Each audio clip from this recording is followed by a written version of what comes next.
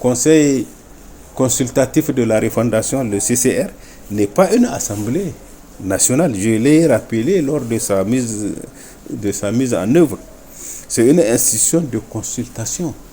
Elle donne son avis sur les sujets qui lui à elle soumis par le pouvoir exécutif, où le conseil peut se saisir d'un dossier pour transmission d'un avis au CNSP ou au gouvernement. Voilà le rôle du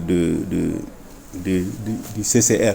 Et le CCR ne jouit pas de prérogatives qu'une assemblée.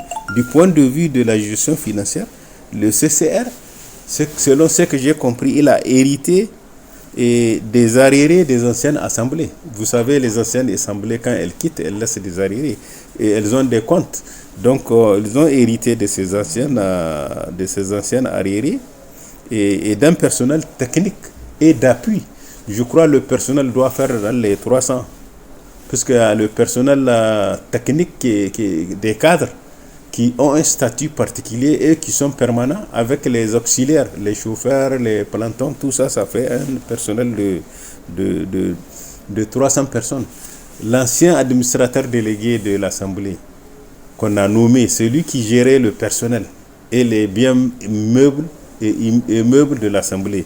Et cet administrateur délégué, je crois, avant de partir, il a élaboré un budget qui fait près de 5 milliards 300. Le budget de l'Assemblée. Donc, le nouveau système d'exécution du budget du Conseil consultatif de la refondation est le même que les correspondants du Trésor. Donc, le système de séparation de pouvoir entre ordonnateur et comptable a sauté. Il n'y a plus d'un comptable principal à l'Assemblée. Ils ont tout ramené au niveau du Trésor. Donc, c'est un système de gestion comme ce qu'on appelle communément les correspondants du Trésor. Les projets de dépenses sont soumis au ministère des Finances, qui est ordonnateur principal des dépenses publiques.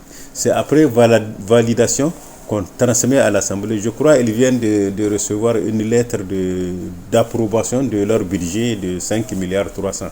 Ils ont reçu cette lettre. Maintenant, les dépenses sont exécutés par trimestre.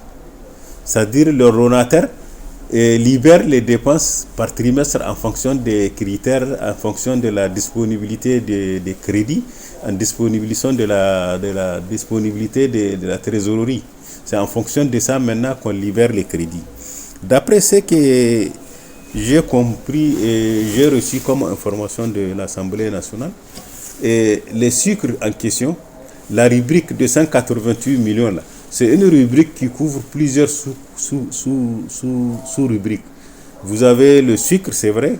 Vous avez les ristournes, les indemnités de différents comités qui siègent. C'est là-dedans qu'on puisse. C'est comme une sorte de charge commune. Ce n'est pas uniquement destiné à l'achat du sucre.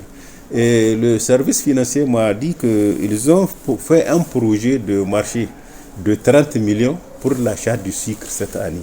Et jusqu'à la date où aujourd'hui là où on m'a parlé, ils n'ont pas encore reçu l'approbation de l'ordonnateur délégué. Il faut que le ordonnateur donne l'accord pour qu'il puisse exécuter le marché. Et le marché est soumis au contrôle de la Direction générale des marchés publics et de gestion budgétaire. Donc c'est pas 188 millions, c'est plutôt un budget. Ils ont fait un projet d'achat du sucre de 30 millions qu'ils attendent la validation par le ordonnateur principal pour qu'ils puissent exécuter. Donc la somme de 180 millions, elle englobe plusieurs rubriques de dépenses. Achat sucre, intervention politique, organisation des missions de sensibilisation et même les prières, d'après ce qu'on m'a dit. Et quand on organise les knouts par l'Assemblée, c'est dans cette rubrique qui porte sur 80 millions qu'on puisse pour désintéresser les gens.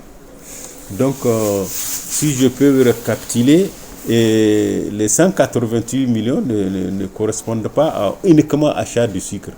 Moi, quand j'étais à l'Assemblée, l'achat du sucre porte sur 300 millions. 300 millions, c'était une assemblée, je crois, de 174 membres. Celle-là, elle est de 5, celle-là qui est, qui est une sorte de ni assemblée nationale, ni on ne sait même pas comment. Bon, c'est un conseil consultatif de la refondation et je crois qu'ils sont à 193. Le sucre là qu'ils vont acheter, d'après ce qu'on m'a dit, il sera réparti entre les membres du bureau qui sont 24 et les différents responsables du personnel technique, c'est-à-dire les cadres et les personnels d'appui qui sont au nombre, je crois qu'il sera réparti entre 200 personnes, puisque le montant, l'effectif global du personnel technique et personnel d'appui fait 300 personnes. Donc vous voyez la gestion actuelle de l'Assemblée, du Conseil consultatif de la refondation n'est pas la même avec la gestion des anciennes assemblées. Les anciennes assemblées, c'est un principe d'autonomie budgétaire, financière et comptable. Or, le conseil consultatif de la refondation, il est assimilé au correspondant du Trésor. Tout est contrôlé par le Trésor. Le contrôleur financier, le contrôle des marchés publics, c'est eux qui contrôlent. Donc, s'il y a quelques irrégularités dans l'exécution du budget de l'Assemblée, du Conseil consultatif régional, à mon avis, les responsabilités doivent être partagées entre les structures administratives du contrôle du ministère des Finances et ceux du Conseil consultatif